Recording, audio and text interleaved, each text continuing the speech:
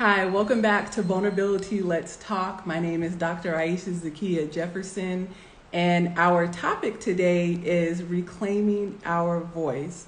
The introduction to myself that I always give is that I am a spiritual life coach. I am also a Black and Brown beauty activist, and I am a professor. And so, as usual, I have three amazing guests. I have Tonise Gardner, who is coach, and I'll let her talk to you about herself.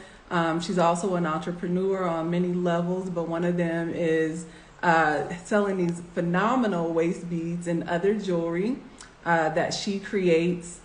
Also, we have beautiful returning guest, Dr. Katherine Igah-Phillips, also known as Dr. K, who is also a life coach and an MD.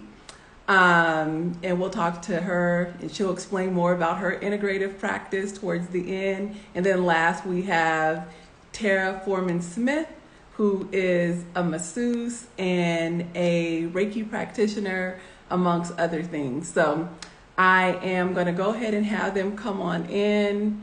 Tonise.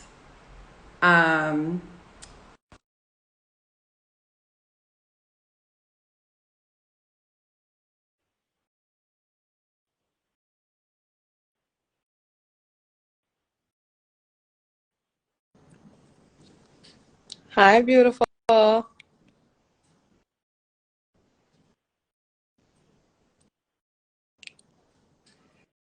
some reason, my audio is no, I can't hear you. Let me see. Okay, now it's good. Hear you now. Could you guys hear me? Hi, I ladies. I don't hear I Ayisha. don't. I Hey. can't hear you, Ish. Let's see.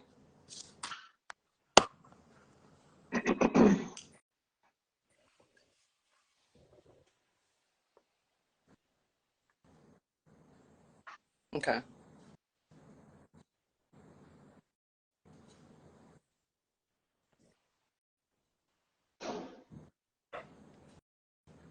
maybe something. That's weird. Better? Yeah. Yes. Okay. So I just went on this whole rant. Hold on. Did you guys hear any of my introduction? Yes, I did. Yeah. Yes, we heard your introduction, but once you started, I guess, getting us in, You couldn't requesting us hear. in, now, Right. perfect. Okay, awesome. Awesome. All right. So I'll just have you guys introduce yourself real quick before we jump in. I did brief introductions already. Then of course we'll share your information at the end about how to reach you. Okay. So Tonise, you'll go first. Hello, everyone. My name is Tonise Gardner. I'm a motivational speaker. I am a coach as well, a stylist, and I'm a bead designer of waist beads, bracelets, anklets, all of the above. I consider myself a stylist of everything. So I'm very happy and honored to be here. I'm also an author as well. I don't know if I mentioned that. No, you did not mention it. And Tonise is the idea. I got this idea for Reclaiming Our Voice because first of all, Tonise speaks on this in her own way all the time, but she also had multiple series on this. And so I wanted to make sure I gave you the intellectual property for that because I'm a huge advocate and believer for stating where I got information because this was not my own. So I thank you, Tonise, You're welcome. for your contribution in this. Thank you. All right. All right. Kat or Tara? I'll go. Okay. My name is Katherine Igah-Phillips, or Dr. K, as most people call me. I'm a medical doctor. I'm also a medical intuitive and a personal development coach, best-selling author, international speaker. I think Okay. that's everything. Mom, I love wife, it. all the things. But my practice is here in Atlanta, but I also work remotely with people as well. Awesome. Good. Thank you so much, Kat. All right, Tara. Hey, I am Tara Smith. I am originally from Buffalo, New York. I'm currently in the Charlotte area. I am a massage therapist and a Reiki master practitioner. All right, awesome. So we're just going to jump right in with these phenomenal women. And the first question here is, what does it mean to have a voice, or what does it mean to find your voice? So any angle you want to go in the question, because I know they're slightly different. What does it mean to have a voice? What does it mean to find your voice? I guess I'll go first. I guess I'll go first. What does it mean to have a voice for me is really understanding who you are outside of your environment, outside of what society dictates. That's what it means to me to have a voice. Finding your voice, I think, is a part of your discovery of finding you, if that makes sense. I believe there's so many different twists and turns and changes and transitions and transformations that happen in your life. And I think all of it is a part of really coming into who you are, which to me helps with your self-expression. And once you really own that, if there's anything that you need to heal from, anything that you've experienced in your life, if you can turn those things into a positive and not be afraid of exposing it and just being totally authentic within yourself, that's what I mean. That's what it means to me with finding your voice. So I'm knowing that answered the question. You did. You fully answered it. Perfect. Really. Yeah. Thank you so much. I love the authenticity in all of it. So yes, thank you. Tara or Kat, do you want to add to that? Tara. I know, right? I don't know how to follow up. No, I agree with everything Tonise said. I also was looking at it from a different view. I think, as far as like when you say voice, you think, verbally, but it also could be any expression that is true to you. So it could be like your talents, or just anything that's true to you in yourself that you feel comfortable with, that shows people who you are. Yeah. No, I wholeheartedly agree with that. I do feel like voice is almost like the symbolism of it, but then there's other ways that we express our voice, artistic expressions, all of that could be. So yeah, body language, all of that is our voice. So yeah, I agree. Thank you. And Kat, did you want to add anything? Oh, no, I agree as well. For me, like when you asked the question, the first things that came to mind are literally like a merger of what Tara and Tony said. So Okay. it's just like in general, having a voice is just having a way to authentically, fully express yourself, like holistically, like it beyond your voice, like Tara was saying. So just in like how you move, how you walk, yes, how you speak, but how you dress, your point of view on things, Yes. your energy, all of that, I feel like is a form Yeah. of communication. Yes. And that's what I look at as expression. It's just a way of communicating who you are. So finding that would be just aligning with your own inner power, your inner truth, Yes. and just expressing fully and confidently, boldly and unapologetically, like any aspect of who you are and what makes up your being. Yeah. Yeah. No, I love that. Aligning with your truth. Yeah. Yeah. I love Muy bien. I love that. Yeah, me too. Me too. Yes, because that's what Yeah, ditto, as I'm always gonna say, ditto with what everyone else said. And I was kind of like focusing on the second part of the question, which was for myself. What does it mean to find my voice? And I think that's what's happening now with me with this series, with the vulnerability, let's talk. And so I was like, gosh, what does that mean for me? For me, it means I'm reconciling with my true inner voice. Oh, sure. And so, yeah, I feel like I'm remembering something that I allowed to lay dormant. And so now it's resurfacing. And so, yeah, I would say it's a reconciliation. Yeah, for me. Okay. Yeah. Why do you think it's important to find your voice? Mm. Hmm. Why is this valuable? Why do we need to find our voice? I don't know. Who wants to go first? Um, I'll go. I don't know if I have like a long, profound answer. The first thing that came to my mind is because it's who you are. Mm-hmm.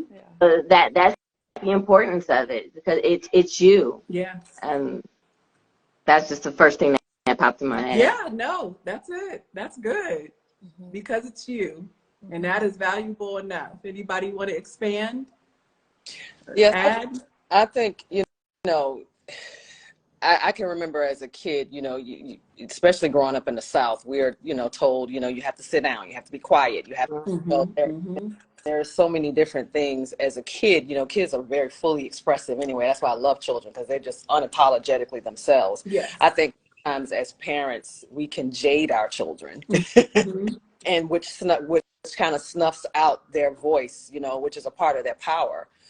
So I think it's very, very important for, a lot of us who probably didn't have that freedom, growing up, to fully be authentic and be ourselves, to discover our voices. It's very important. A lot of times we may hear mama, we may hear daddy, we may hear, not saying that their voices are all inaccurate, but it's just not who you are. Yeah. Very, very important to find that discovery. Just see what you like, because you might have been doing things all your life and you don't like it. Mm-hmm. Mm-hmm. Discover it. Okay, that's not really me. Yeah. And that's what goes on with our voices. You may say certain things or you may express a certain way, and it's not who you are. It's somebody else that's coming through you. So I think it's important to really, it's very, very, very important and valuable to find your own voice. And Elegance in Focus magazine says, because sometimes others won't or can't speak for you. Yeah. Yes, I love that. That's true. Okay. Kat, did you want to add? Yeah, I think it's extremely important to find your voice, like mandatory, even to find your voice. I feel like it's like the very catalyst to drive you to do what you're even created to do in the first place. Mm. Like, how are you executing your mission, your purpose, your destiny without it? You know, Mm. like that's what I use to connect with you. That's what I use to impact humanity. That's what I use to execute my gifts spiritually. That's what I use. Like, I feel like that's the big vehicle that drives all of this, is not just you doing it, but you doing it your way, which is your voice. Yes. Wow. Exactly. I totally. Yeah. I love that. Used as a vehicle. And knowing that it's used as a vehicle, like you said, almost makes it a requirement. Yes. Yeah. Like there's no other way. There's no other way to go about it. And that's so interesting, because one of the first people I thought about was Maya Angelou. Yeah. And if you know her story, she silenced herself for a long time because, and it wasn't even, it was really the power that she knew that her voice had. Yes. And it was all, you know, as a result of something tragic that happened to her. But I mean, just think if we would have never captured it, you know, that was her vehicle, her writing and her voice was and is her vehicle. She left a full legacy. But yeah, it was trapped through tragedy for years. But that is because she knew the power of the voice. Yes. So yeah, I was just thinking about that when you're talking about being used as a vehicle. That literally was her thing. So yeah, I'm looking at the question myself. Why do you think it's important to find your voice? Well, I'm going to go back to even with my students. That is something I require them to write a journal. Now, is that a requirement for the class? No. But I give them something called like a focus-free write. And students often say that that is their favorite part of the class, because it's the only time in the class they feel through writing where they can fully be their authentic selves. And they feel like it's really therapeutic. But the reason why I have them do it, it's interesting too, because I'm teaching this other class where basically journal writing has nothing to do with it. I actually had a student who called me out on it, but I was glad she did, because she was like, can you give me in context, what does this have to do with the class? And I really appreciated the question. And I told her that, you know, a part of this class is writing to grammar class. And so, and I said, because this class is a grammar class, with the goal of you being the best version of yourself through writing, a part of that is you having your authentic voice. And I said, you know, in your whole entire life through writing, we've been taught, as Tonise said, especially like, you know, in the South, we've been taught to live by the script, you know, just live by the script. And then we have the soundtrack going on in our minds, as my friend Christine would say. We have the soundtrack going on in our minds.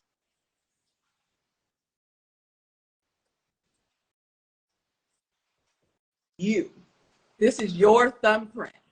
And so I said, I should be able to look at this as a result of getting to know you through your writing. I should be able to find you without even looking at your name because of your voice through your writing. Yes. You know, and I was like, again, I speak of Maya Angelou. I speak of, you know, Ralph Ellison. I speak of James Baldwin. Even your daughter, Naila. You know, we have all these people who have covers on songs, but the thing that makes it stand out, even when they do a cover, is when they make it their own. And so that's what I was telling my students, make it your own.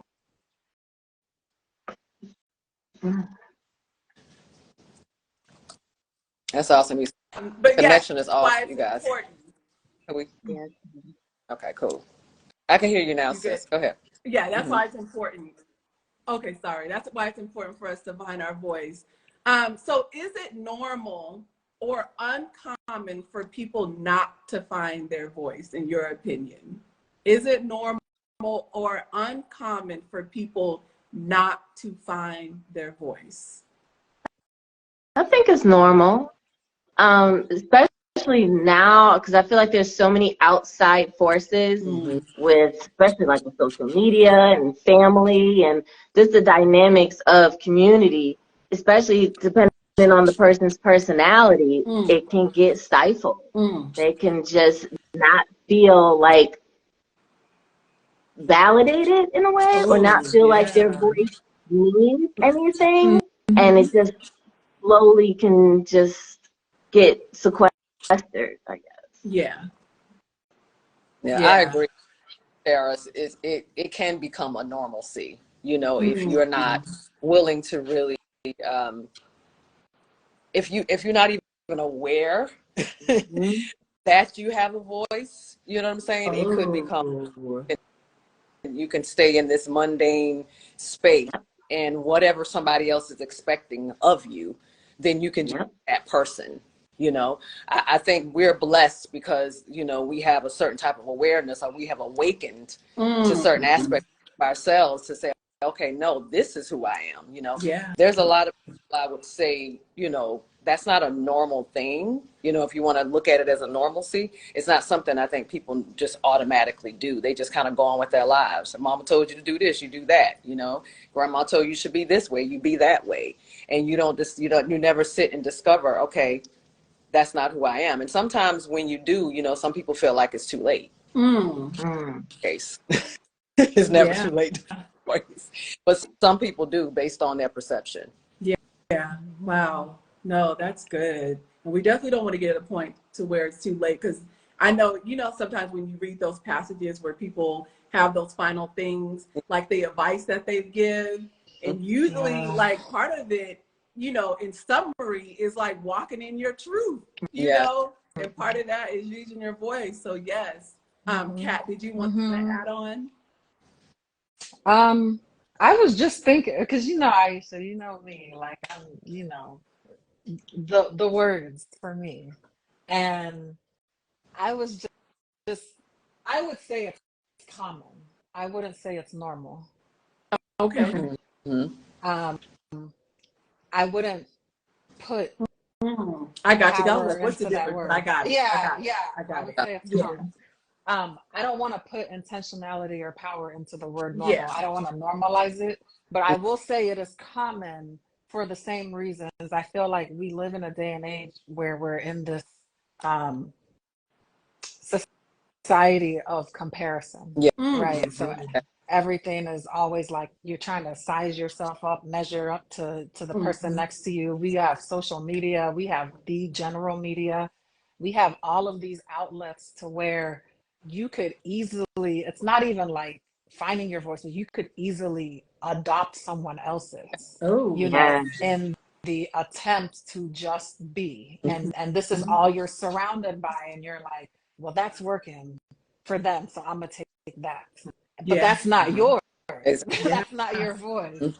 So Yeah. I think it's very common to get lost in the sauce, to get distracted, to get caught up in the game of comparison and keeping up with this person and that person in today's society, where you can't just quiet the Mm. noise. Mm. You know, if you get away, kind of like what you did, Ayisha, to like more quiet solitude, or like when I think of my family in Nigeria who are in like the village, and like they're like minimal problems finding their voice, you know, and stepping Mm. into it. Um, Ancestors, of course, people prior to this day and age. I just feel like where we are right now is saturated with so much Mm. noise of voices Yeah. that people are just shopping for a voice instead of discovering their own. Oh, yeah. I love that. I like Yeah. the fact, just I liked how you said, okay, let's not put any type of intentionality over the word normal. Mm-hmm. I like how you said that. Mm-hmm. It is a common thing opposed to a normalcy. And I also do love the fact that you mentioned, Dr. K, when it comes to comparison, because we do look at other people, Yeah. look at other people and say, okay, that's working for this particular person. Let me, Mm-hmm. and then it gets to be a very disheartening thing when that doesn't work for you. Right. Mm-hmm. And that's that's the part where you're like, okay, why is this not working for me? Because you Yeah. are not awakened that this is not your voice. That's someone's Yeah. voice. And it's a sad commentary, but that's the Mm-hmm. society we are living in, and it is very common. So yeah, I It like. is. And then you got people like sinking into Yeah. depressions over that. You have people like the self-criticism gets really real, taking their own Woo. life, like just off of because you never found yours to begin with. You took Mm. someone else's like a jacket and expected it to fit on you how it fit on them. And Yeah. it's like a very false, dangerous reality that we have to be very careful of Yeah. walking into. Yeah. Yeah. No, that definitely got me thinking too, because I was like, although now I feel like I'm starting to get deep.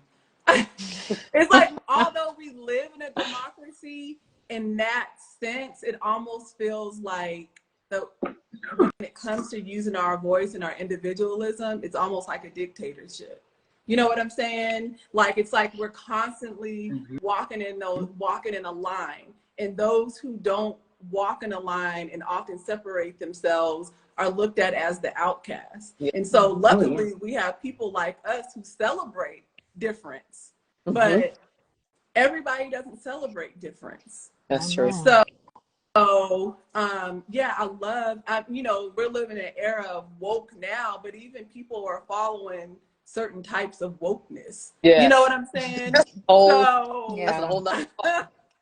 yeah, yeah. it's true. That was, yeah, this is just why I love talking with beautiful people who have self-aware mindsets, but who also are understanding too of others because we've been there. You Yes. know Oh what I'm yeah. saying? Most Yeah, definitely. Because yeah. sometimes when we have felt like we have a level of awareness, I've watched other people and witnessed other people look down on others who are not there. Yes. But we're Mm. willing to still talk it through.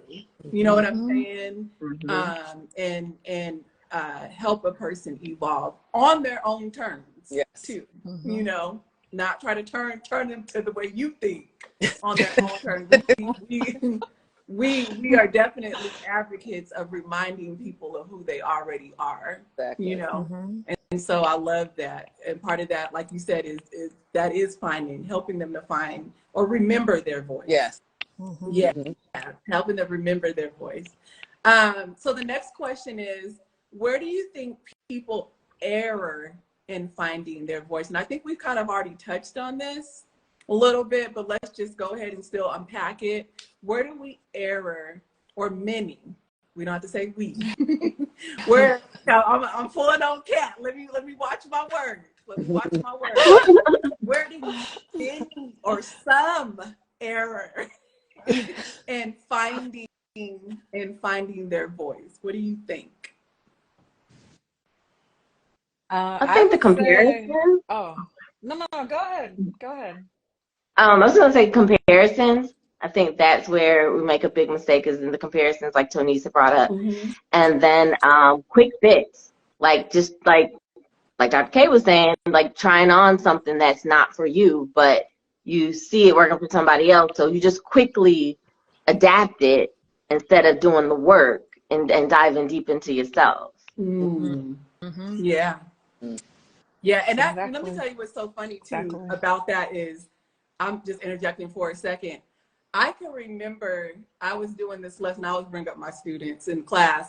I remember doing this lesson, and I had like a dual teaching session where we were going back and forth. You teach this lesson, I teach this lesson, but we were in the same class. Well, anyways, this particular teacher had to leave, and I had to teach the class myself. But she told a joke, and the joke was like a hit for the class, right?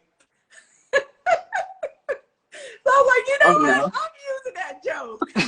Oh no. Oh no. And no one laughed in the next session. They just sat there and just stared at me. But it wasn't my voice. Oh my gosh. You know what I'm saying? Yeah. It wasn't Not yours. my voice. It wasn't It yours. didn't ring true. And apparently they felt it, because they sure didn't laugh. And I was like, okay. There was note taking. Funny. No. Do your own stuff. You know, Ayisha, you know, I love how you have everything always so structured, and you set questions ahead of time. And I had guests last week week before last on I think the Goddess Hour, and it was so funny. I was like, okay, I'm going to glean from my friends questions. No. And I did her little questions and stuff, girl. That did not work for me. No, oh my goodness. It did, and I mean, it seemed like it could be like a common thing to do, Yeah. you know, when you're or doing it. That I was so thrown off. I got into the conversation. I probably didn't even look at a question, and when I did, I got mixed up. Okay, this is not for me. Yeah. I can't do it. I probably could do questions, but maybe not in that particular way. Yeah. So yeah. No, I get it. Lesson learned. Do it how you know. Do what rings true to you. Yes. All right. Anybody else want to expand on where do we err in finding our voice, or where do some people? I'll go. Can you guys hear me? Okay. Yeah. Okay.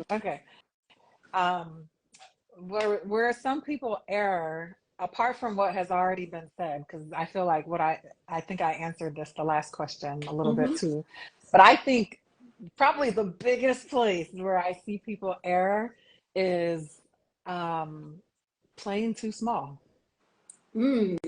Like playing a small game, like playing it safe, like putting like obtaining your voice and aligning with your voice looks like into a box, putting a cap on it, when like it's fully unleashed potential. Like it can go as far as you can go, as far as your imagination can go. So I feel like even just limiting it to just verbal expression, when you say finding your voice, that's playing too small.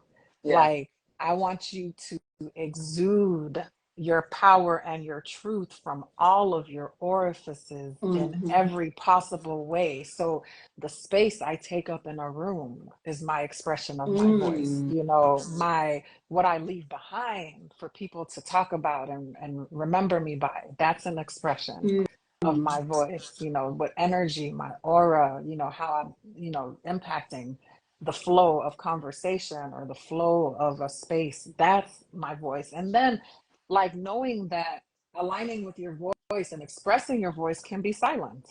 It can be very quiet and be just as powerful and demand just as much attention as the loud, boisterous expressions. Yes. Right. So, because I think when people talk about finding their voice and it's like, yeah, I'm about to tell her and this person and this and da da da da, it's not, no. Yeah. Like, it's just aligning with who you are at your core and allowing that to be expressed like fully with Yeah. no caps or no holding back.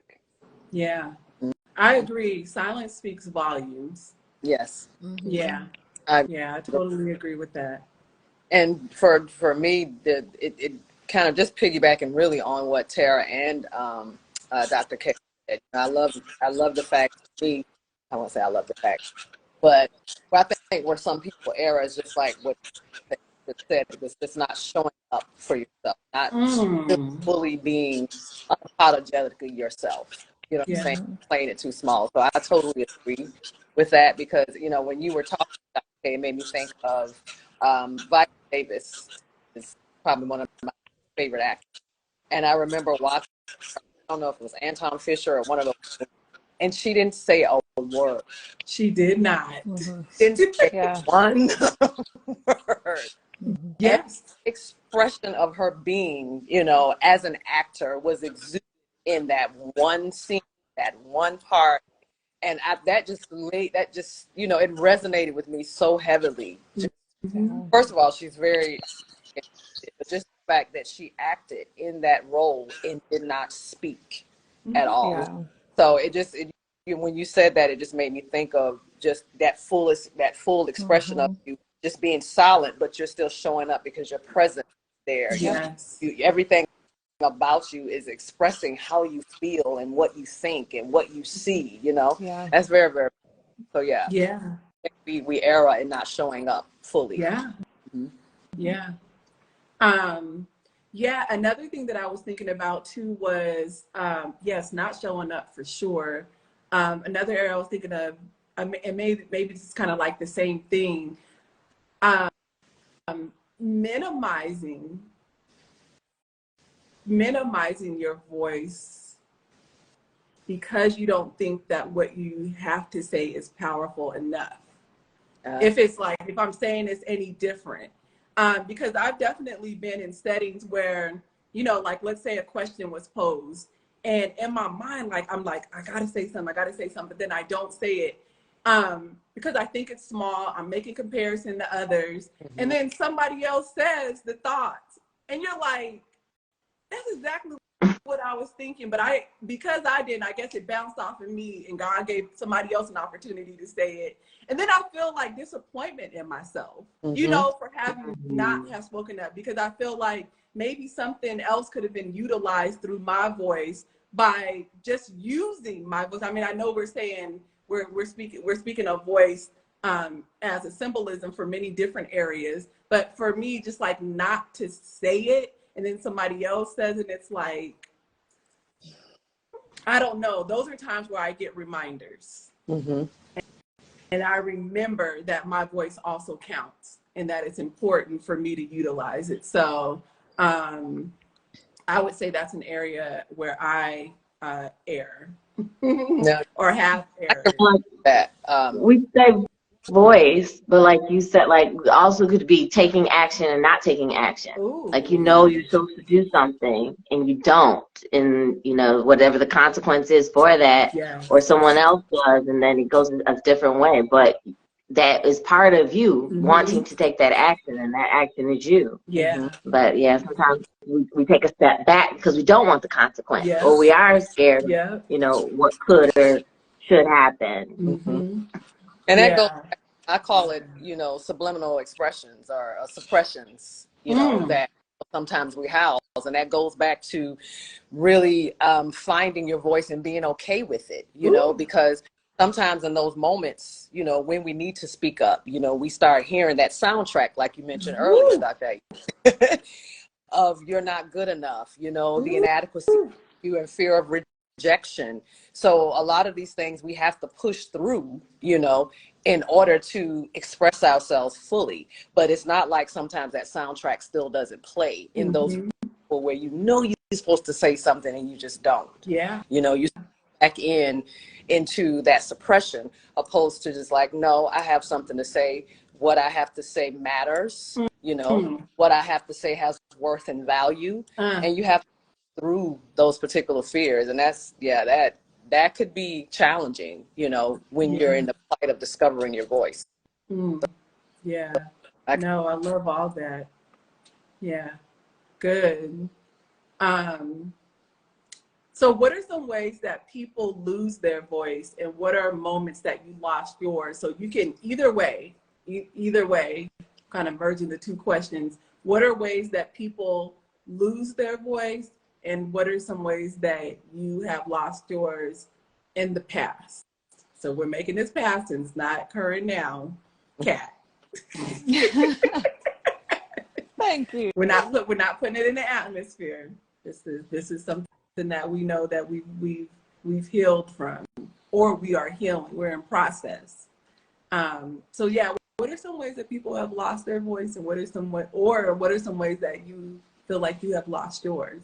And you could speak from like indirect experiences, of course, witnessing what others have gone through, or yourself at any age too. Because I can think of childhood memories, teenage memories, various adult memories. I think when I was younger, I never wanted to be a burden. So I like played small and, you know, never said much. I always tried to do what was right and be helpful, but never spoke up and never said much. And then I blame everything on being a middle child. So with being a middle child too, I always went with the flow. Whatever the baby needed, I'd help with that. Whatever the older one wanted, I'd go with that. I never had my voice because I'm moving with whoever else is moving because I just wanted to make it easy. I can relate with that one wholeheartedly, because I know for a long time that I've said this time and time again, but that is something that I'm still in process of. I trapped myself into being good girl. Yeah. And so good girl on any platform, in the home, outside the home, you know, in the classroom, in the community, at church, wherever it was, I was determined I wasn't going to be whatever the bad one wasn't, though I refused to be the one who like ruffled feathers. Now it happens sometimes, but it was like it burst out of me. But I was still like very conscious of like walking that straight line. And I'll speak more on that in a minute. You guys want to add on to that? How people lose their voice, or how you may have lost yours, experiences that you have where you lost yours in the past? Kat, you wanna? I think how people lose their voice is by like relinquishing, like giving the power to someone else, or allowing the power to be taken from them. I feel that a lot of the times that comes from not even knowing that you have it in the first place, or not even feeling the validation enough to know that it's worth anything. So you just freely, it's dispensable at this point. Anybody can have it at this point. I'm not really protecting it. I'm not really cultivating it. It's just going with the wind. I feel like that's a big issue for a lot of people. Yeah. Because we're really big to protect like our tangible properties. Yeah. You know, like I got Apple Care on my AirPods. I got insurance on my car.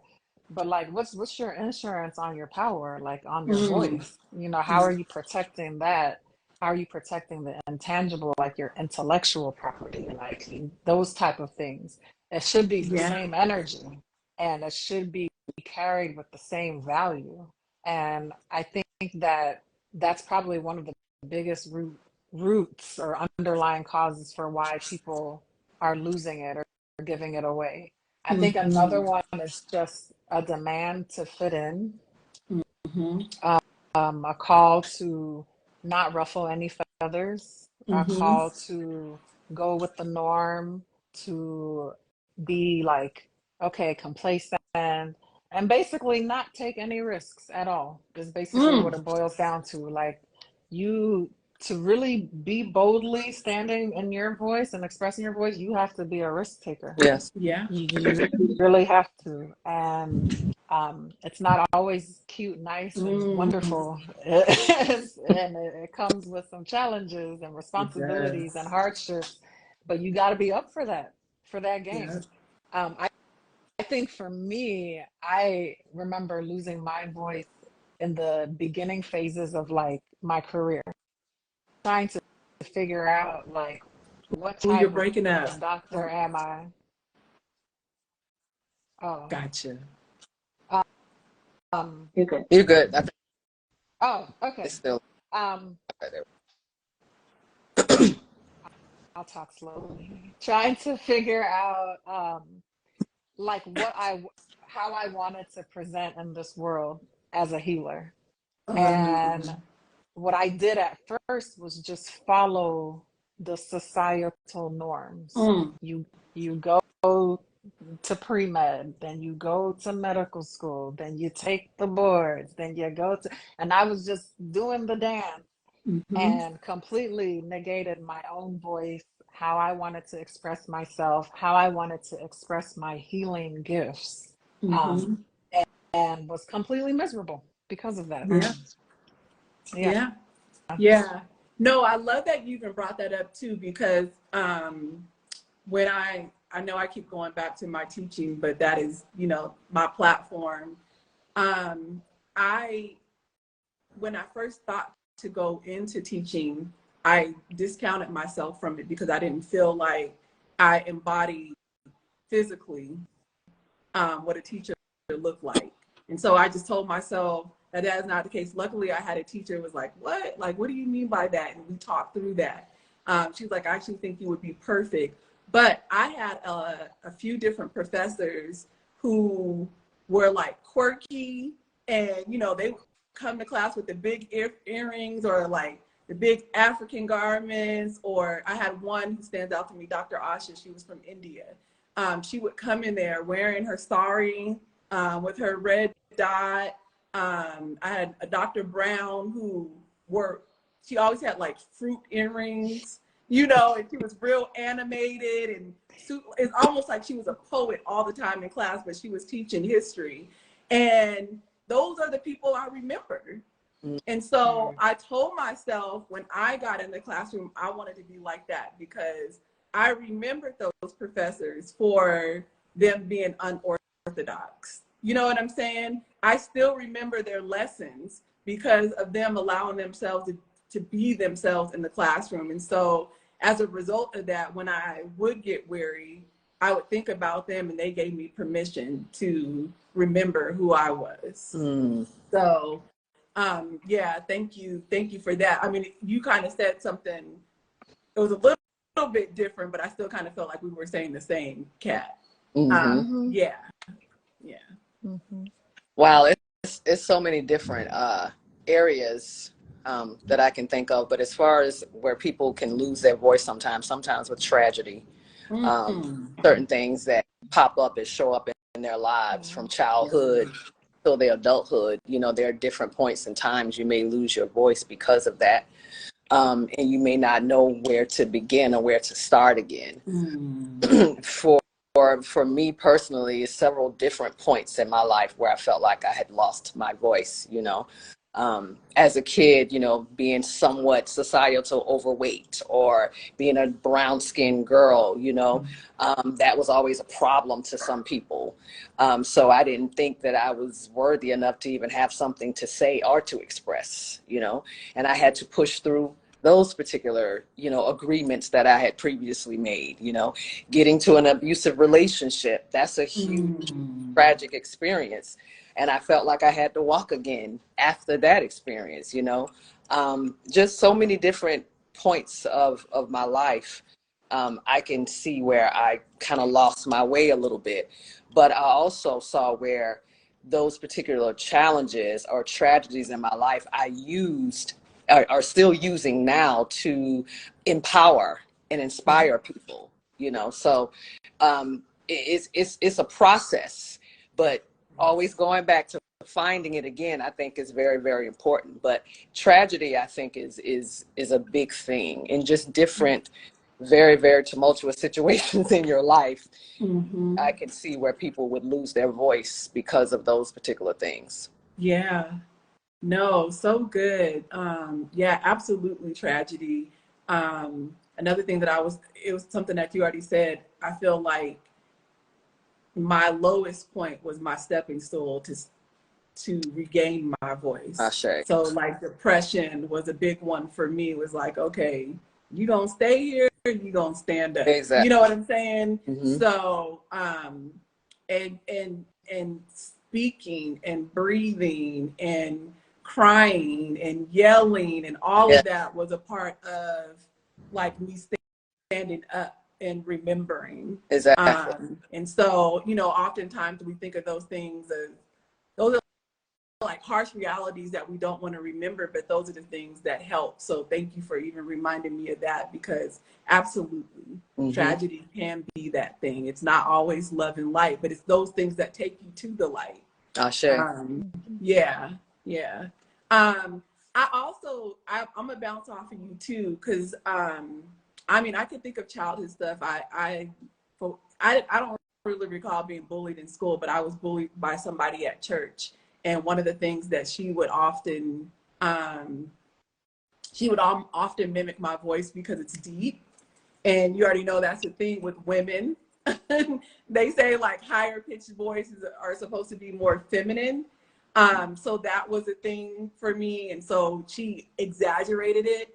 And then I have a list.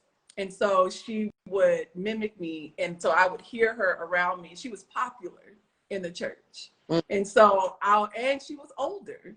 And so she would come around me or walk by me and say, you know, she would never say it to me, but she would say it around me, like how stupid I sound. And she would use stupid. And so there was a part of me, because of who she was, like I believed her, you know, and I wasn't, you know, I didn't go and tell anybody, you know, this girl said this or whatever, because there was something associated with that with being a snitch. But I would just let her say it. I digested it for a really, really long time. And that was probably like, I probably got that from her between like 5 and 13. She never stopped. Oh. Just kept it going. And I don't know what that was, but yeah, that was a big one for me. But another thing for me is being a Black woman and a woman of color. Woman of color, Black woman, growing up in predominantly white neighborhoods. So Tonise, you bringing that up, I felt like, you know, my grandparents growing up in the South and then them moving us to a certain area in California, for them, that was elevation. But for us, sometimes it was to our demise, because they would correct everything that we said. So we're speaking Black English vernacular at home, but then there were times where the Black English vernacular wasn't even acceptable enough for the people who lived in the household. You know what I'm saying? And so I didn't learn. Like, now I teach different. I teach now that it's a genius, that it's a language that should be celebrated, that we are bilingual, and that it's okay. But where I was growing up, it was not okay. And so I would stifle myself because I didn't have the vocabulary to be able to express myself sometime in class. And I knew the answer, but I didn't want somebody rolling their head or, you know, whatever when I spoke. And so, or to be perceived as having an attitude or angry or being Ebonics or being hip hop or being R&B. Now I'm like, you can call me hip hop, you can call me R&B, you can call me Ebonics, all of that is a part of me. You know what I'm saying? I can code switch and code mesh with the best of them. So now I know the difference, and I know it's to be celebrated, and I will check somebody. But back then I did not know, nor did my family know. So yeah, now I'm having, like, me and my dad just had this conversation. He's like, oh my gosh, thank you so much, because I correct people all the time. So, but yeah, and it wasn't time. So, we didn't live too far from Compton. We didn't live too far from Long Beach. And we didn't live too far. I often hung out in Crenshaw and all these different places. Those are the areas where I felt like I could most be myself. Those were the areas where I felt like I was celebrated, where I could talk, where I could fully embody being me. But I was mimicked in those areas too for sounding white, So, but it wasn't as bad. It wasn't as bad because, sometimes in Black communities, even though you're teased for talking white, it is still like gauged as a badge of honor for you to be able to articulate yourself as such. And so, it was like teased a little bit, but it was like, oh, she's a smart one, like that type deal. So, So as a woman of color, as a Black woman specifically, that was a area where I felt like there were times where I would just silence myself. Just wouldn't say anything. Just didn't want to be that one. Just wanted to be good, Yeah. I totally understand. Yeah. Our next question is, who have you witnessed who does own their voice? You took one of mine, Tonise.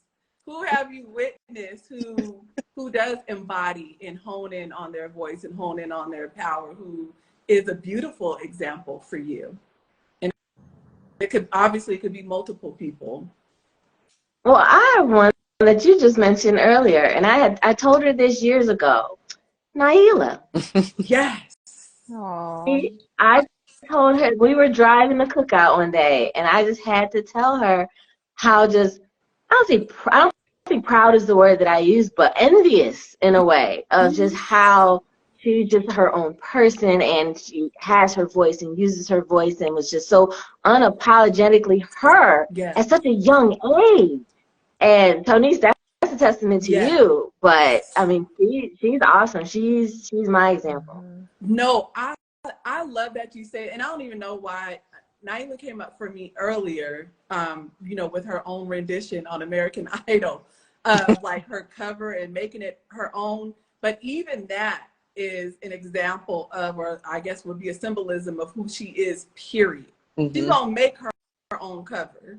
And so I remember saying something to her too about when I see her, she frees me every time. Every time I see Naila, she frees me. And I told her, and this wasn't like, in group, that I felt like she was going to be teaching us, the elders. I felt like she was going to be the one who reminded us of where we got lost. And she was going to be the one to help realign us because of who she is naturally. So again, that's a testament to you, Tonise. But yeah, I do remember every time. So I mean, there are certain people in my life, that I just have in my life, but I do think about people like Erykah Badu, who like they just are, and I'm sure that they go through their own inner turmoil in different ways, but I get free. I sometimes I have to go back to those pages, like just to remember what freedom looks like.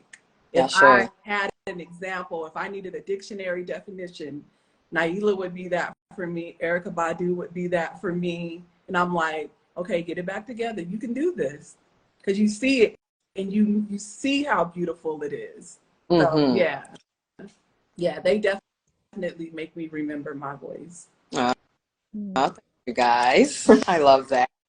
Yeah. Well, actually, is a big inspiration for me, with her being my daughter, because I was just one of those mothers who wanted to make sure, and I'm sure Kat can be a testament to this, even with I love Genesis.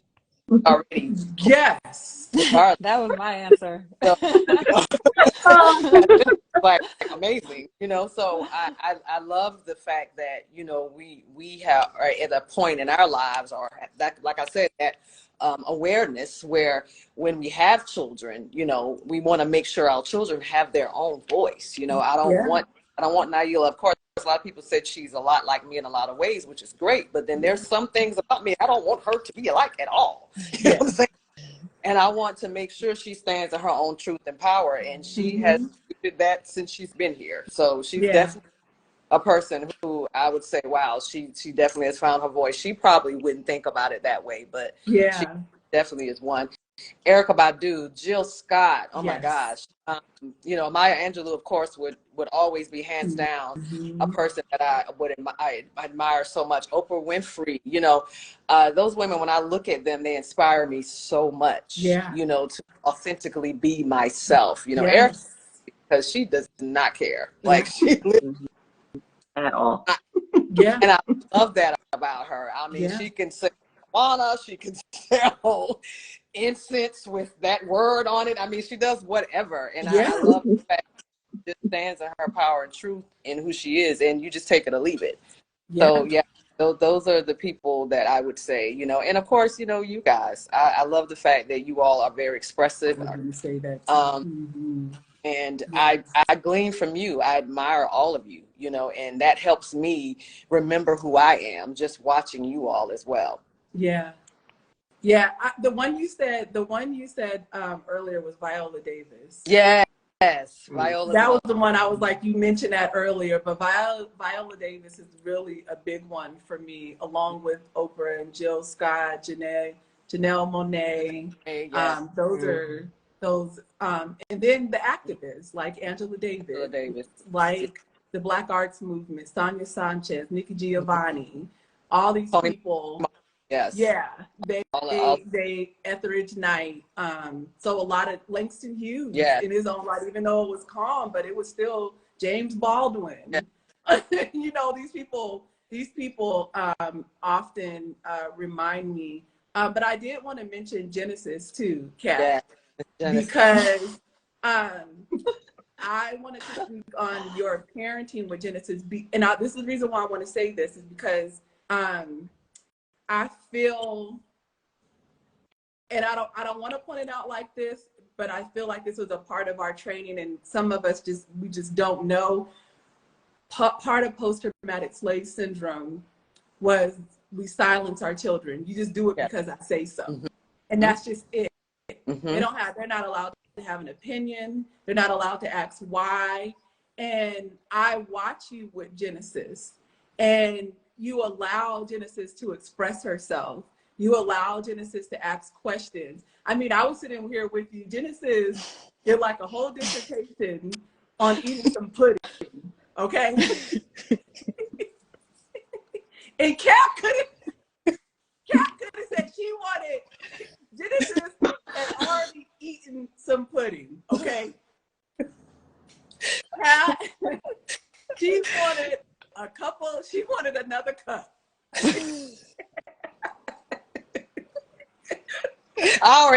That's why I'm laughing, because I already hear you. Yeah. And Kat could have just said no, and that would have just been the end of it. Her and Sean could have just easily said no, and that would have been the end of it. But she allowed Genesis to explain herself. She asked Genesis how she was feeling, why it was important to her. Yeah. And it was like a whole thing. And Genesis was going, Oh my God. because I like the way it tastes. Like she was going in. And I was sitting right there and I was like, Kat, just let her have the dog. So like, she didn't give up. She didn't give up. And she wasn't being disrespectful. When Kat spoke, she was silent. Kat asked the question, Genesis answered. I don't know, but it was a respectful dialogue that was happening. But what I witnessed was that Genesis knew that her thoughts and her opinion mattered. And I love it. I have seen that in households outside of Black households. And sometimes I wonder, is that the reason why they speak up? Is that the reason why they go for certain jobs? Is that the reason why, they don't censor themselves, even though it's just some jacked up stuff, but like maybe it's just because they've been reared that their voice matters. Yes. And so it's like I want to change the narrative with Black households. Yes, I understand that respect is so important, and I still feel like we can teach that, but you can be the moderator. You know what I'm saying? You don't have to just be the dictator or the disciplinarian. Yeah. You can be the moderator in this and listen to the child and know. So I while we were talking about Naila, I had that memory too of recapturing it, because you see it all over Genesis. It's all over. You know what I'm saying? Like oh yeah. And I appreciate that, because she reminds me sometimes of what I was not and what I have to recapture. Exactly. So I appreciate that. Yeah. Oh, Yeah. thank you. I appreciate that. I think. Did you already go, Kat? No. No, I was just soaking up what everyone else was saying. Oh, okay.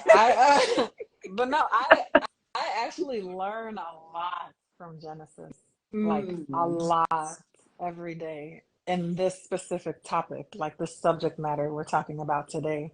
And almost like, Tara, what you were saying, like how you felt towards Naila, like the envy. That's like a lot of times I look at Genesis and I'm like, you are just so free. Yes. Like it's just not even funny. Like it's just like you don't even care. Like I would just like to not care, and not in a bad way, like not caring, but like to just be free from like, oh, what are they gonna do? What are they gonna say? What are the judgment, the ridicule, and because I very much understand she's in a period of learning. Yes. Right. And I feel like I'm her first template on everything, like her father and I. And so I want her to go beyond me. I don't want me to just pour into her. I want her to receive things that I don't even have to pour. Exactly. And the only way I know how is to just let her glean from her surroundings, from her environment, and then be inquisitive about her thought process. Why do you feel that way? Why do you think that? Why is that happening to you? Why did you say that? Like, I want to learn. And that's how we've cultivated that relationship for all of the 6 years that she's been here on this earth.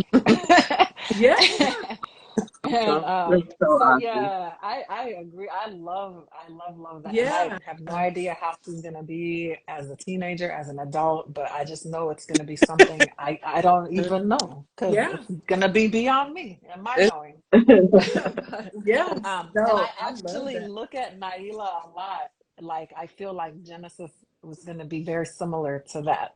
So when I'm around Naila, it gives me like a familiarity with Genesis. And when I watch the dynamic between Tonise and Naila, it gives me a familiarity of like, oh, okay, I want to have that. I want to work towards that and strive towards that. And then them together, Naila and Genesis are like, So it's just like, this is amazing. But along with that, I was just going to say, anyone who we have deemed as an icon would be someone to me who has fully stepped into, like, people we are studying, people who we call, like, to even give that title of icon means you had to be like unapologetically you, right? Despite what this world is telling you to do or not to do. So or thought leader, even just thought leader, not even icon, just like that itself. And that was that's something else. I like that you even brought that up, because it's something that I definitely want to remind people of color, Black people. I do feel like we have stifled ourselves, but it's been fear-based, because anytime African Americans, specifically, that's what I can speak on, anytime that we have stepped into that thought leader leadership role and we spoke against the norm, there's been consequences, obvious consequences. You know, I know I brought up before that, you know, my grandfather talked about lynchings and, you know, walking by people as a child, you know, epigenetically, historically, verbally, we can read it on the news, we can feel it cellular, you know, in our cellular memory. That will definitely somebody, you know, not to do anything. That will cause us to become immobile because we have felt, maybe we have felt defeated for so long, you know? And so, you know, this is an opportunity, and I guess a lot of people more so are doing it now, but we still, even though we see it on social media, there's still a lot of people not moving and not speaking up. Yeah. I think because of social media, it appears to be broadcasted more, but I do still see people watching for who's going to make the move. Then Yes. the move. You know what I'm saying? Because of fear, and rightfully so. You know what I'm saying? There's a lot of people who will silence themselves for survival. You know, you want to keep the job. You know what I'm saying? You want to make sure you have a roof over your head. Yes. You want to make sure you can keep your car and a lifestyle and you can feed your family. So sometimes we do, you know, shut up. I know we praise a lot. You know, the one that's often used is Dr. Martin Luther King. But I think a lot of us fail to remember that there was a lot of people not supporting him during his time period. Yeah. A lot of Black people who did not support him. You know what I'm saying? And maybe they understood where he was coming from, but many of them were scared, you know? They didn't agree. Yeah. They want him to ruffle the feathers. Medgar Evers. Yes. Yeah, they did. Yeah, that was the first, I was literally thinking about Medgar Evers. But so yeah, we do need to consider that. I do try to have compassion for that too.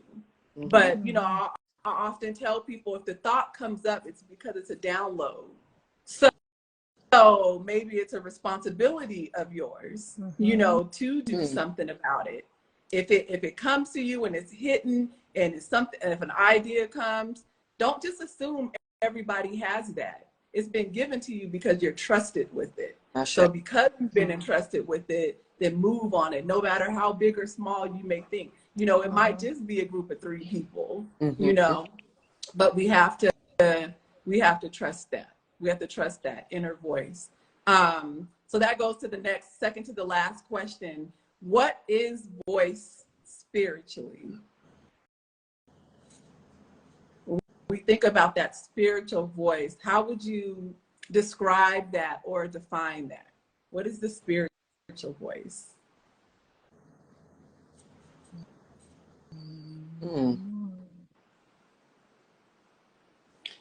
That one hit. I'll say that one is hitting. I want somebody else to go first. Get a download. That's where I was going at with it. No, I'll go. Okay. First thing came to mind. Okay, spiritual voice. I feel that it's the godliness within you.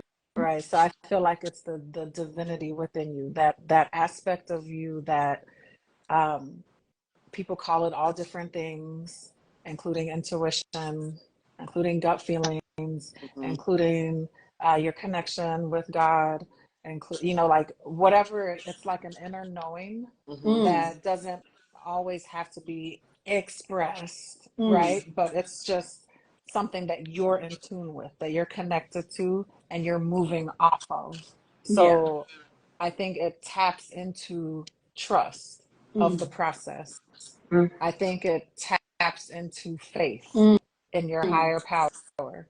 I think it taps into what I was saying before about taking risks, which ties into what you were saying, Ayisha, with the fear factor, right? Yes, we are fearing worldly things, but what are you tapped into? You know, if you have an unwavering faith on this inner voice spiritually, then it should compel you to move with a courage that you're like, I don't know where that came from. And you know, you're willing to stand what you believe in. You're willing to stand for that. And Yeah. you're willing to fall for that as well. And you're willing to die for that as well. Mm. Because the trust is just that real. That Yeah. the earthly fears and the earthly threats don't seem as big anymore and as Mm. large anymore when you're tapped into that. Yeah. That's what I'll say. Yeah. Which is that those Gandhis and those Mhm. Yeah. Mandelas, Yes. you wonder Mm-hmm. where that comes Yep. from. Mhm. Yep. You can't, Yep. that there's no way you can explain that You other can. than, Mhm. yeah. Yeah. It's like a superpower, like It a is. Mhm. superhuman quality. Yeah. Yeah. Yeah. Anybody else want to add? What is voice spiritually? What do you think? You want to go, Tara? Um, yeah, because I definitely intuition was the first thing that came to mind. Mm. But to me, it's like when you take away all the outside noise, Mm. when you take away all the extras that come, and you just sit with yourself. I think that's what it is. Mm-hmm. Yeah. I agree with everything Kat said, definitely, and I agree with Tara as well. Just shutting off all the outside voices and tapping Mm. yourself intuitively. It is something that shows up, when you're trusting, like Kat said. Mm. Oh, like a lot of times, Ayisha, you may speak, Kat, you may speak, Tara, you may speak, and sometimes you're like, what the hell did I just say?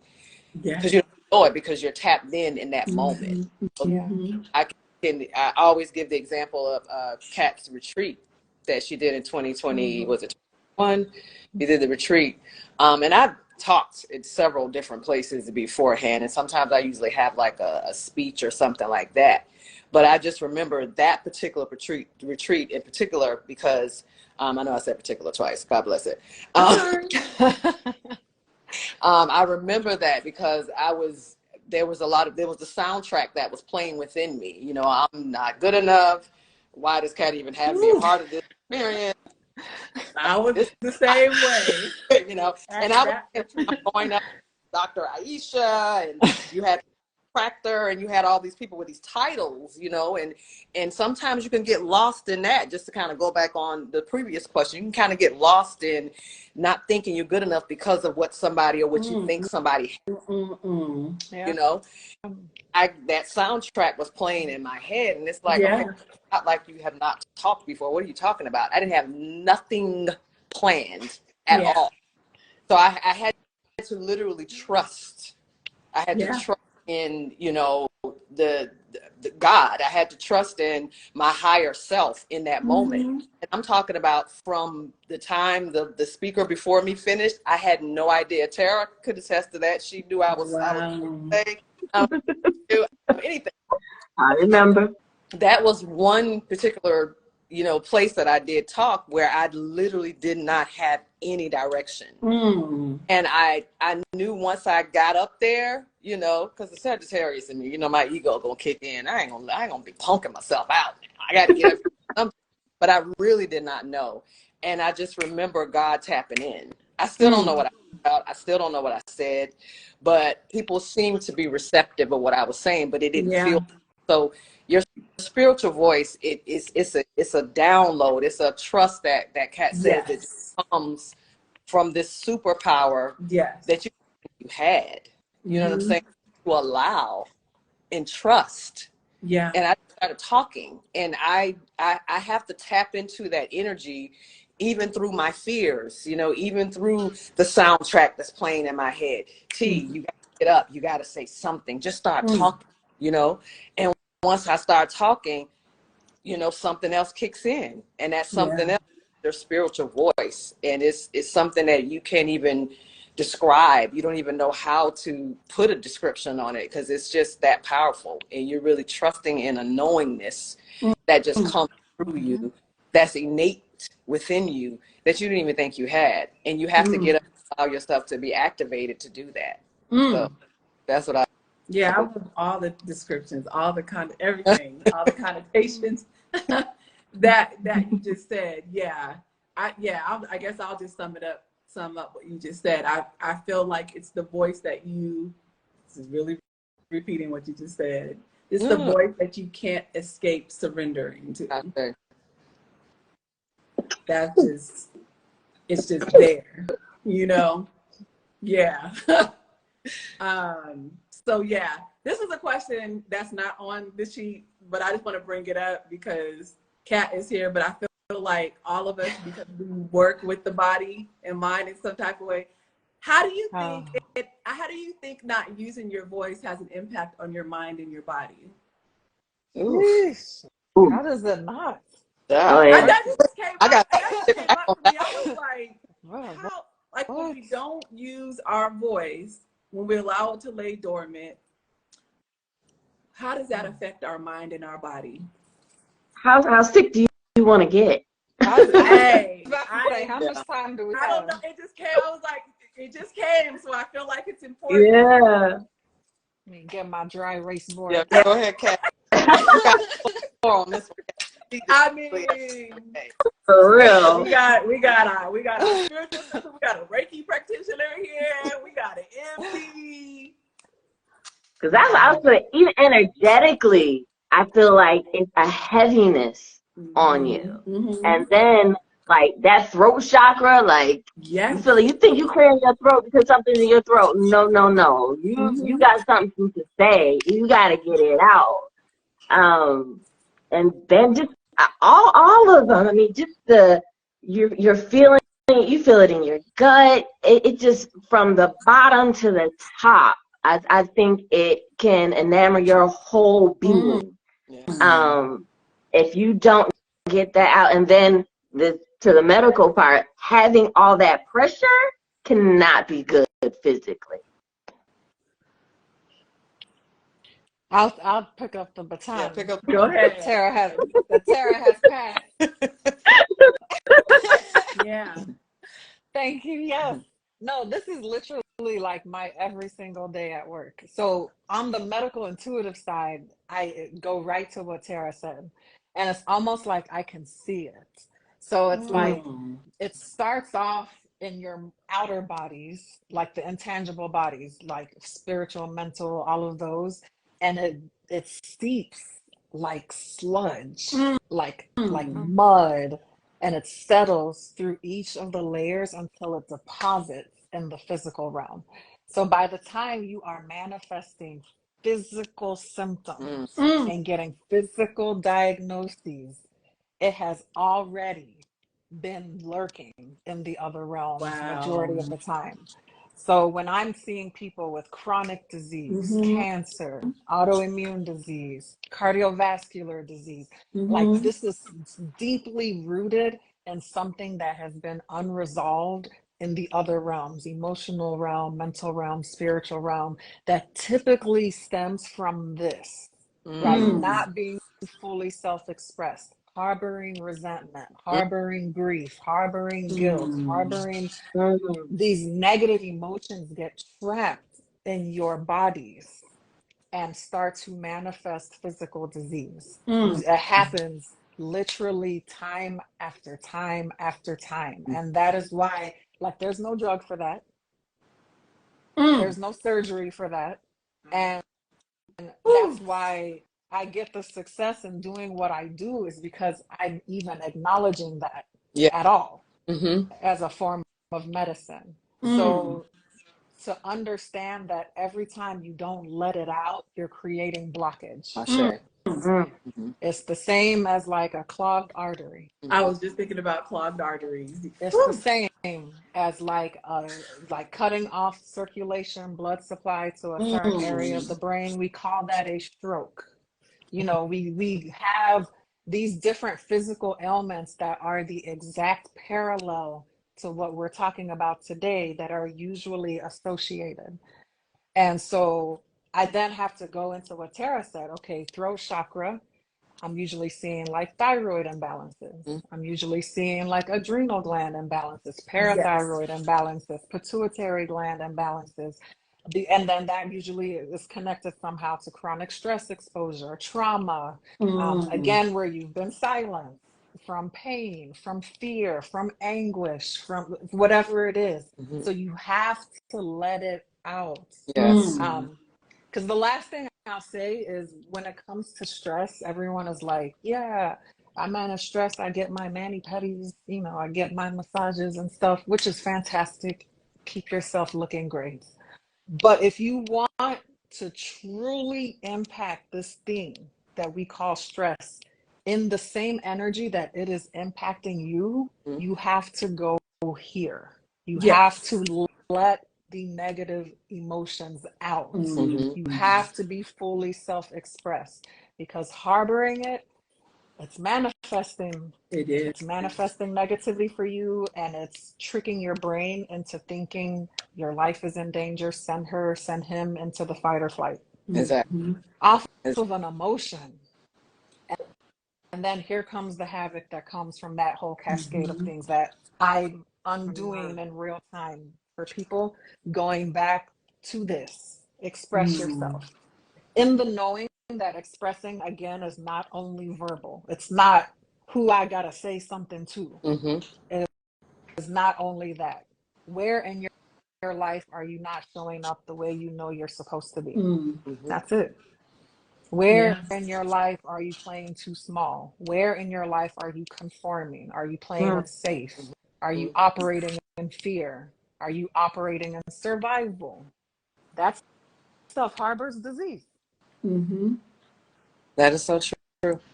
And I guess the baton has been passed to me. Yes, yes, yes. To This is all of it. good I have stuff. on the table with the Reiki master here, and I also go to Dr. Kat, who's told me several times I've been in fight or flight. So I totally and have witnessed and experienced what that looks like. Thank God, I have enough tools where, nothing hasn't manifested to where it's like detrimental to my life. But at the end of the day, there was enough signs to say, TT, you need to slow down. You just went through a loss. You lost someone who you was in a relationship with. You still grieving. You're still, you're going through a transformational period. You relocated. So it's so much of all of those the particular things can show up, which could create anxiety, So I have scares around, not dealing with certain things and just managing my life. So I think it's very, very, very, very important to make sure we stay expressive and find those tools so that way we can get this stuff out so we would not internalize it and manifest and allow it to manifest in our bodies because it really, really can. Yeah. I've had signs of that, and it's like God's way of telling me you need to slow down. Yeah. You need to pay attention. You know what I'm Yeah. saying? You need to express yourself more in this area. You need to allow yourself this time to grieve, and it's never really a time limit on stuff because, as a Sagittarian woman, it's like, oh, okay, I can do this. I'll put this over here. I'll put that over there.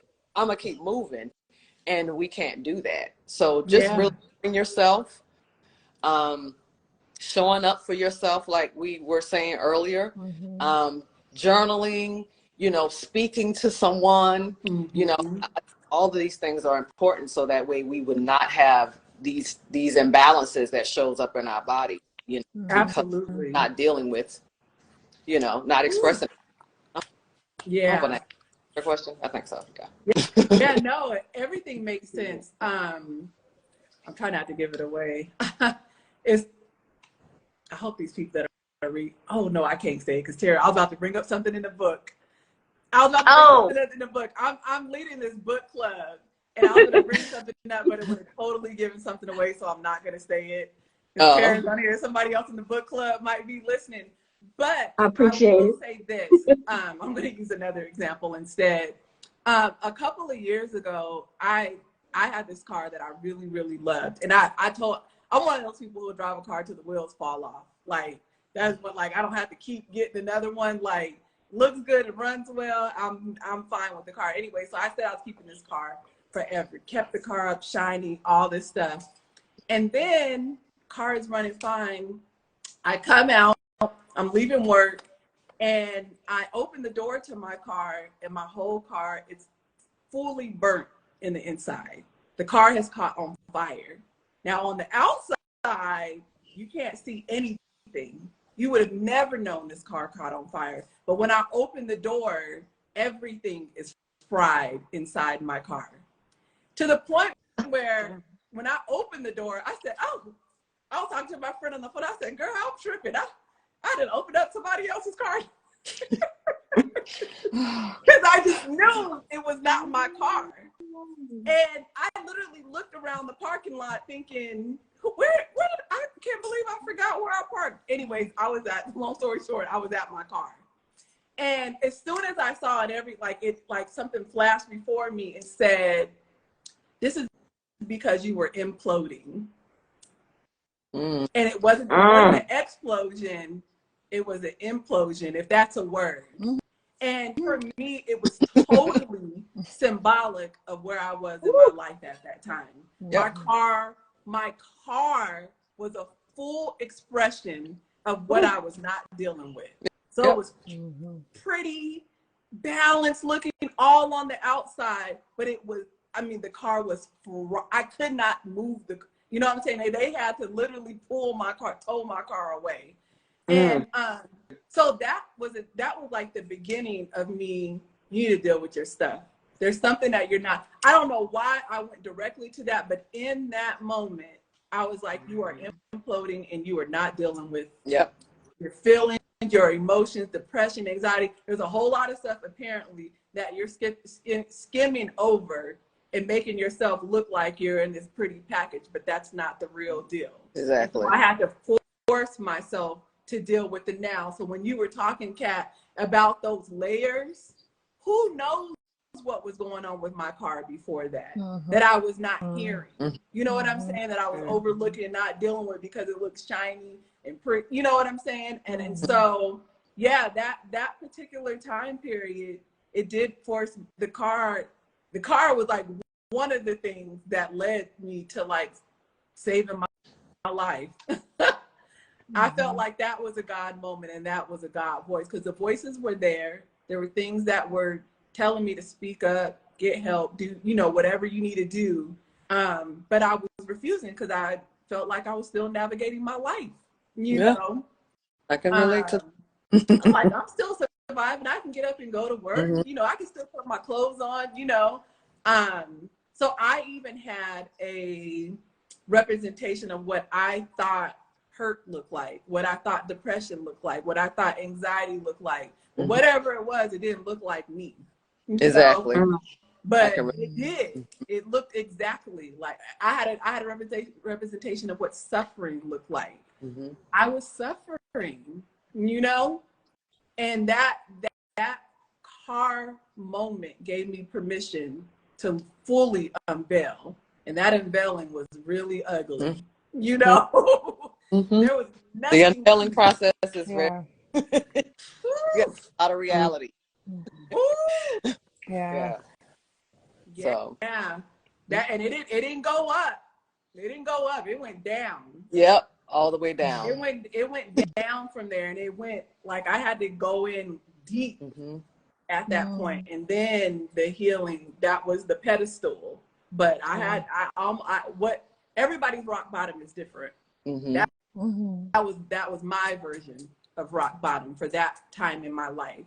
And so, that the car burning was the stepping stone, or it gave me permission. It opened the hole, and I wasn't even stepping stone. It opened the hole wider.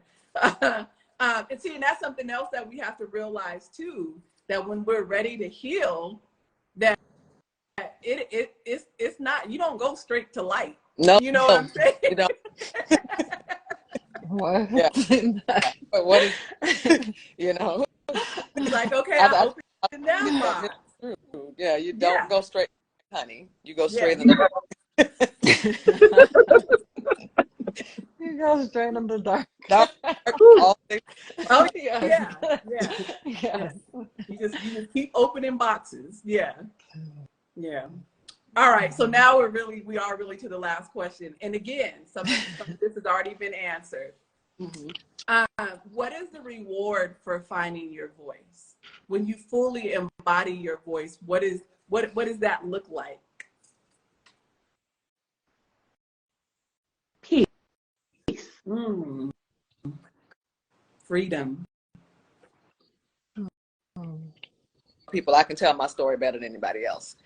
So I love the freedom that it gives me when, you know, there's some certain things I may even be previously, you know, just previously gone through it. You know, I express it and use it as a teaching tool, you know, for people, or, you know, use it as a trigger to wake somebody up to get in that alignment, you know, that Kat spoke about earlier. So it's freedom for me. And yeah, I may have something else to say, but I'll wait. Okay. Yeah. And it doesn't have to be anything long. Freedom is a big one. Yeah. Oh, I thought, Tara, are you going to expound on peace? No, not really. No. Okay. No, just having that, yeah, peace. Honestly, not to say it's that simple, It's not, but peace is not simple. right. But having that inside, not having the when you use your voice or you express yourself, even though it may not be easy, I do think there's a peace that comes with it that you can settle within yourself that brings you a sense of almost like happiness or joy too. No, I agree with both words completely. Resonate with both words. I was gonna say enlightenment, or like just light. Like you just feel like you're surrounded by light. You feel like you are surrounded by an extra knowing about yourself, about the world, about this thing we call life. Like you're elevating in consciousness and time and space and physically, mentally, spiritually, emotionally. It's just like a very beautiful thing to know that you are fully connected. Like you're in there, you understand, like you get it. It's almost like a light bulb, and you're not concerned about who else gets it. You know, it's just like a whoa, like a broadening of your perspective and a shift in your perception that has you to keep going and Yeah. keep going. To tap into what I was saying before, like playing that really big game to the point where now your competition is you against you. Like it's just you. What can I do? It's like no one else is even here. It's like, oh yeah, y'all, like that. And so for me, that's the feeling that I get and that I strive for with being fully self-expressed, is just getting a closeness to light, which for me is like a closeness to truth, a closeness to God for me. Yeah. No, I love all this. Peace, freedom, light, connection. Definitely being closer to God, being able to hear God clearer. Um, I would say for myself, ditto. I'm real big on legacy. So that would be the thing that I would add to that too. Like, what does it look like for me? That's the kind of legacy that I want to leave. So if I could, and I tell people oftentimes, although financial wealth is something that I, you know, desire, more than that, along with that would be peace, would be freedom, would be light, you know, because like I said, we often talk about financial wealth and these tangible things that we can pass on. But that kind of legacy is something that we need to focus on too, healing, you know, Yes. because we hear the story after story after story, and it's like, okay, so why has this been going on so many generations? Exactly. You act just like your grandma. You do just like your mom. You do this, and they're not talking about the love and life stuff. They're talking about the bad stuff. So so we're talking about generation after generation who hasn't talked about this. We're talking about generation after generation who hasn't dealt with this. So yes, if I could leave something, I would love to leave peace. I would love to leave freedom. I would love to leave leave, like, and for somebody say, you act just like Grandma Ayisha. She represented peace, light, freedom, you know? Yeah. Exactly. Yeah. Yeah. I want that to Beautiful. permeate. So, yeah, thank you for this. Because the goal in this, and that's all I kept thinking about. Thank you for the topic, Tonise. Because, you know, my goal in this, I don't think that I knew what it was at the beginning when Jonathan ushered this. But now I'm understanding more and more is that I'm leading myself to freedom while leading others to freedom. So, hey, call me Moses, call me All Harriet right. Tubman, I you love know, in my own right. But if that is who I shall be in this, then I will receive the mantle on that. I should Yeah. Yeah, yeah. Yeah. All right. So I was about to log off, but I do want please remind people of where to find you. um, I'm on Instagram, and I think it's Karen Nicole 420, Yes. and DM me or massage or Reiki. for me on Instagram, I am Tonise Gardner. Facebook, Tonise Gardner. For anybody interested in any of my designs, it's Beat It, the letter N, beautiful on that Instagram as well. And yeah, everything else is Tony. All right. I am all things Elevate with Dr. K, Elevate with DRK. That's my handle across all social media platforms. The website is elevatewithdrk.com. And my practice, which is integrative or holistic, is Mind, Body, Spirit Wellness Center in Atlanta, Georgia. All right. Thank you so much. And I am Dr. Ayisha Zakia Jefferson. And my handles, all of them are Ayisha Zakia, Beautiful Life. And my website is Beautiful Life. And life is spelled LYF, which means love yourself first. But thank you, amazing ladies, always for sharing your heart and sharing your truth and being vulnerable and helping other women to, not just women and men, because we do have men on here too, to liberate themselves. So I appreciate you. Thank you for All right. Dr. Thank you for having us. Thank you. This is awesome. Thanks so much. Yes. All All right, love right. you guys. Thank you. Good night. Good night. Bye.